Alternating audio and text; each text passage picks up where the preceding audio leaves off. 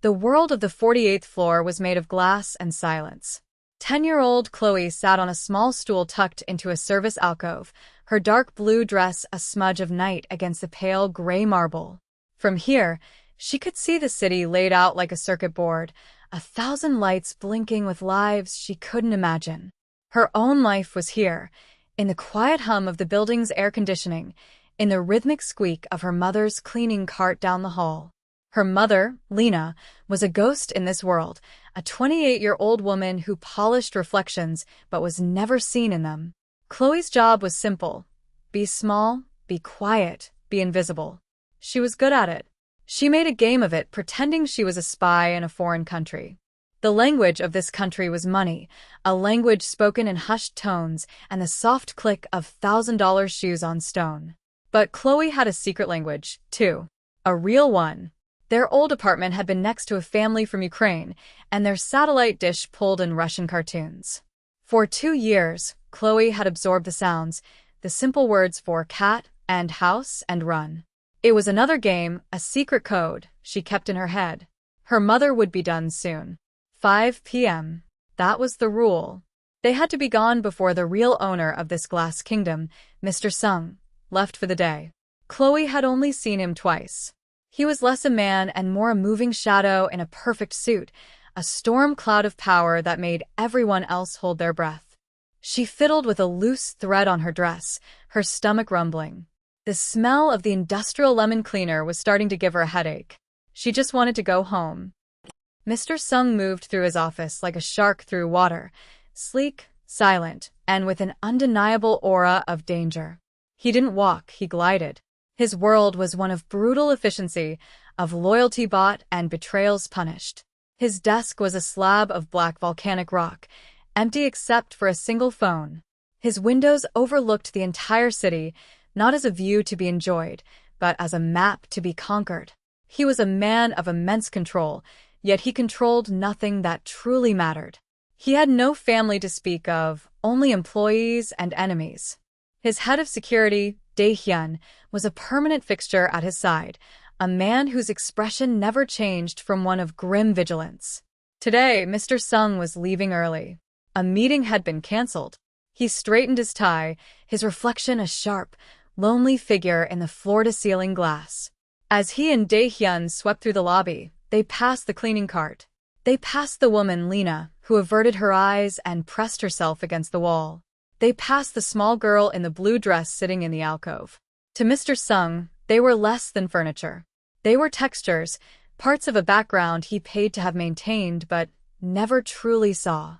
His mind was on the transaction waiting for him downtown, on the numbers, the logistics, the weaknesses he could exploit. Down below, parked at the curb, was his car. An imported red BMW, its paint so deep it looked like wet blood under the streetlights. It was his signature, a statement of arrival, of untouchable power. The 2 guards waiting by the door, both burly Russians he'd hired for their reputation for brute force, snapped to attention as he approached the elevator. He gave them a curt nod. In his world, people were tools, and these tools were supposed to be reliable. Chloe needed a drink of water. The fountain was down a service corridor, a place of exposed pipes and concrete floors that felt like the building's secret skeleton. As she rounded the corner, she heard voices. Low, guttural, and familiar. It was the language from the cartoons. Russian. She froze, pressing herself into the shadows cast by a large ventilation unit. It was the 2 guards from the lobby, the big ones with necks like tree trunks. They were smoking, their voices lazy and confident. They thought they were alone. One of them, a man with a jagged scar on his cheek, laughed. He looks at us like we are dogs, he said in Russian. Chloe understood the word for dogs. The other one, broader and with a shaved head, took a long drag from his cigarette. Soon, the dog bites back. He pointed his cigarette towards the garage. The Krasnaya Mashina is ready, red car. Chloe knew that one. Krasnaya, the boss's car. The first guard flicked his cigarette away, a tiny orange spark in the gloom. The gift is under the driver's seat. He opens the door, Bolshoi bum, big boom. The words hit Chloe like a physical blow. Bolshoi bum. It was one of the first phrases she'd learned from a cartoon about a clumsy wolf and a clever rabbit. It was a joke in the cartoon. This was not a joke. 5 o'clock, the scarred man confirmed. When he gets in, a beautiful firework. They laughed again, a harsh, ugly sound that echoed in the concrete hallway. Chloe's blood went cold. She backed away slowly, her small sneakers making no sound. They were going to blow him up. The man who didn't even see her. They were going to kill him in his beautiful red car. And it was almost 5 o'clock. Her heart hammered against her ribs like a trapped bird. She ran, her footsteps now loud and clumsy in her own ears. She found her mother in the main boardroom, wiping down the enormous glass table. Mama, Chloe whispered, her voice tight with panic. Mama, the guards. They're going to hurt him. Lena looked up, her face etched with exhaustion. She put a finger to her lips. Chloe, what are you talking about? Be quiet, baby. We can't make noise. Chloe grabbed her mother's hand, her own small one trembling. They were speaking Russian. They said red car and big boom. In the car, Mama. They put a bomb in his car. Lena's eyes widened, but with fear, not belief. Fear for her job. Fear of the powerful man whose world they were trespassing in. A bomb? Honey, you've been watching too much television. You misheard them. No, I didn't. I know the words. Chloe, stop this, Lena said, her voice a sharp, desperate hiss. Do you know what would happen if you said something like that to these people? They'd throw us out. I would lose this job. We would have nothing. Now be quiet and sit back down. Tears welled in Chloe's eyes. Her own mother didn't believe her. She saw Dae-hyun, the head of security, standing by the elevator bank, speaking into his wrist. He was the next choice. He had to listen. She scurried over to him, her blue dress a flag of desperation. Sir, she began, tugging on his sleeve. He looked down, his face a mask of annoyance. What do you want? The car, she stammered. The red one. It's not safe. The Russian men, He cut her off with a sneer, pulling his arm away as if she were dirty. The boss is a very busy man. He doesn't have time for children's stories. He looked past her, dismissing her completely. Go back to your mother. He turned away, speaking into his radio again, leaving Chloe standing alone in the middle of the vast, empty lobby. Invisible, unheard. And the clock on the wall read 4:58 p.m. The soft chime of the private elevator echoed through the lobby. It was him. The heavy glass doors slid open, and Mr. Sung emerged, moving with that same predatory grace. He was flanked by Dae-hyun on one side and the two Russian guards on the other. Their faces were blank, professional, but Chloe saw the faintest smirk on the scarred man's lips. They were walking him to his death. And they were smiling. Lena grabbed Chloe's arm, her grip like iron. Don't you move, she breathed, her own fear a palpable thing. Don't you say a word, but Chloe wasn't looking at her mother. She was looking at Mr. Sung's hand, the one that would open the car door. She was hearing the words Bolshoi bum over and over in her head. She saw the flash, the fire, the shattering glass. In that moment, the fear of losing a job, of being homeless, of being scolded, it all burned away, replaced by a much bigger, much more terrible fear. The fear of doing nothing. The fear of watching a man die because she was too small, too quiet, too scared to speak up. Dae-hyun was striding ahead to open the main entrance. The Russian guards were falling back slightly, giving their boss space, giving the gift space. This was it. The final few steps. No, Chloe whispered. It was a sound so quiet her mother barely heard it. Then, she pulled her arm free.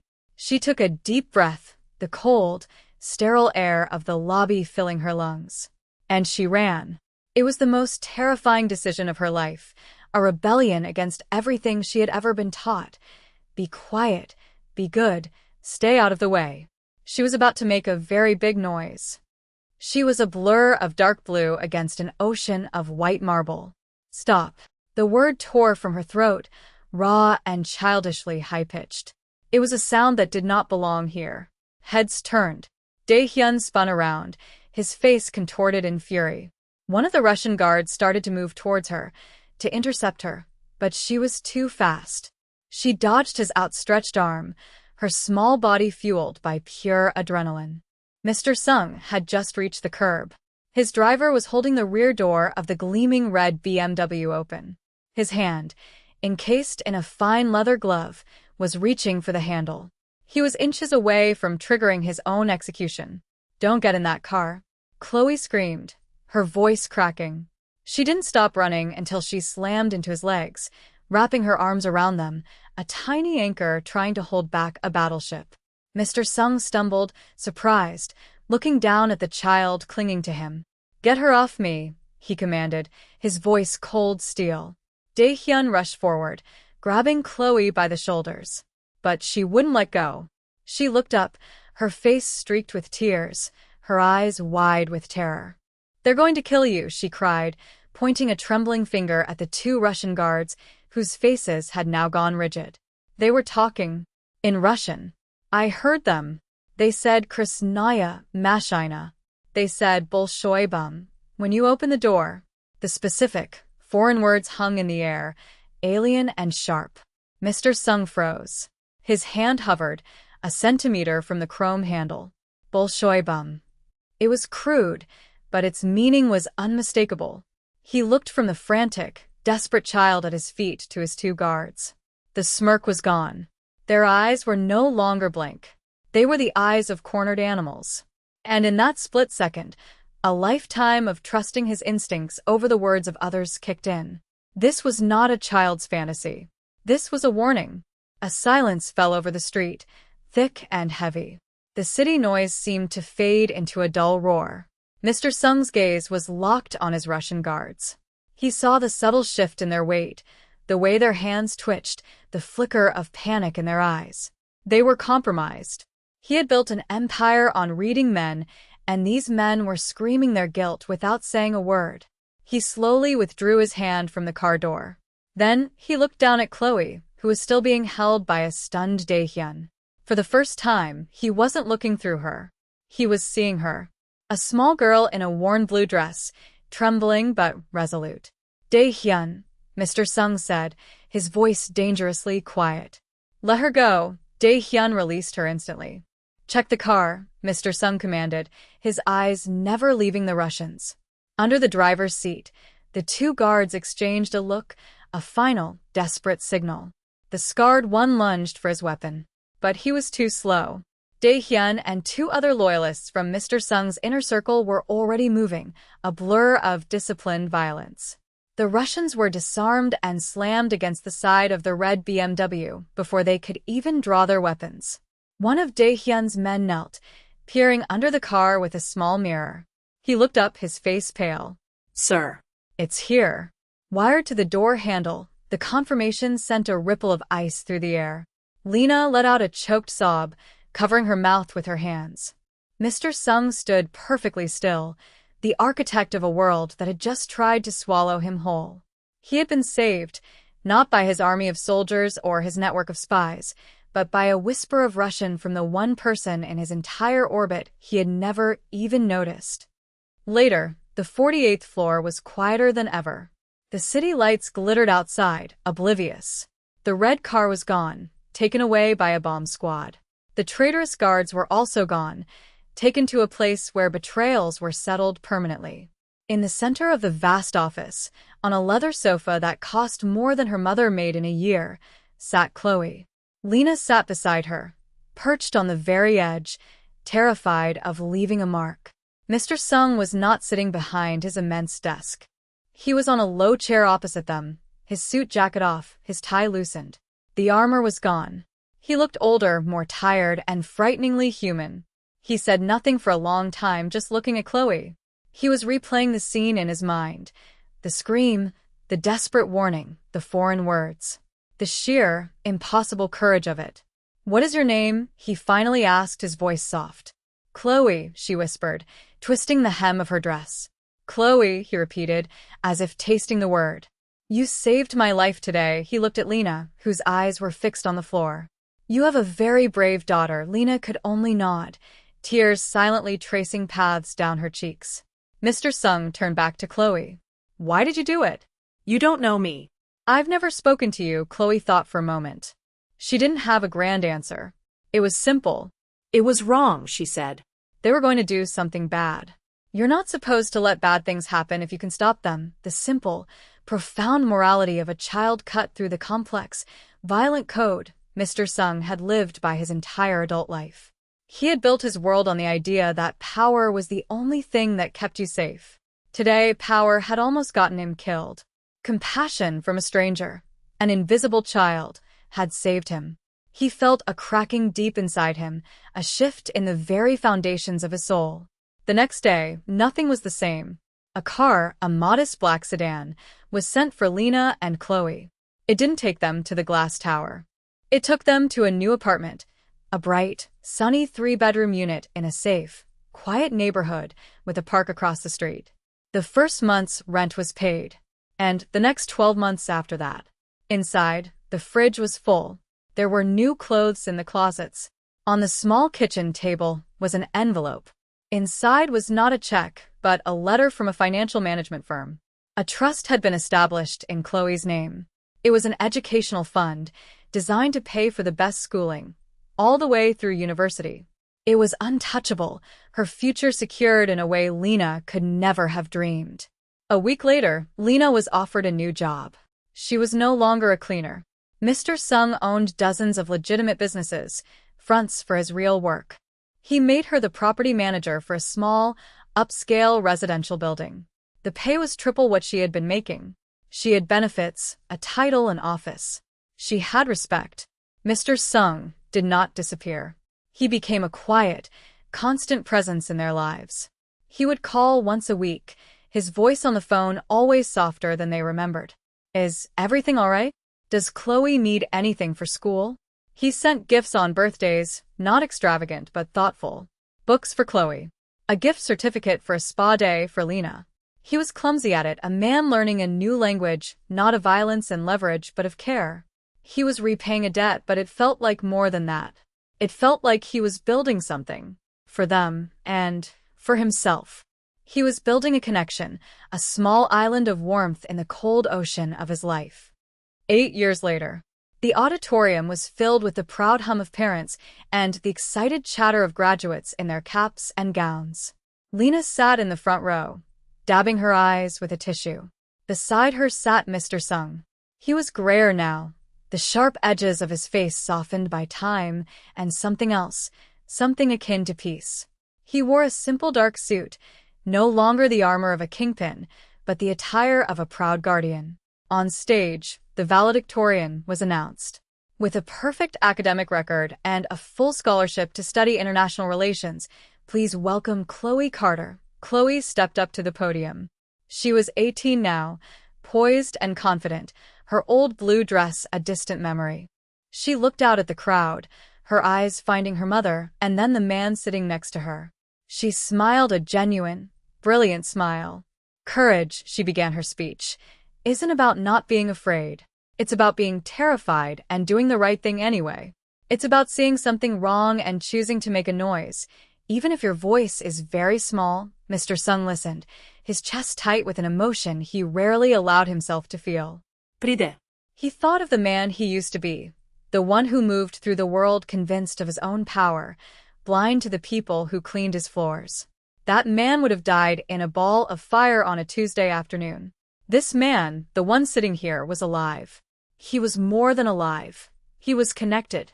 After the ceremony, they stood outside in the late afternoon sun. Mr. Sung put a hand on Chloe's shoulder. I have never been more proud, he said, his voice thick. Chloe hugged him, a gesture that was now natural and easy between them. I wouldn't be here without you, she said. No, he corrected her gently, looking from her to Lena. Neither of us would be here without you. The red BMW was a ghost of a former life. He drove a simple gray sedan now. As they walked to it, a new kind of family forged in an act of impossible bravery. The legacy of that day was clear. It wasn't just about a life saved. It was about a life created, a future built, and a powerful man's redemption, bought and paid for by the courage of a little girl.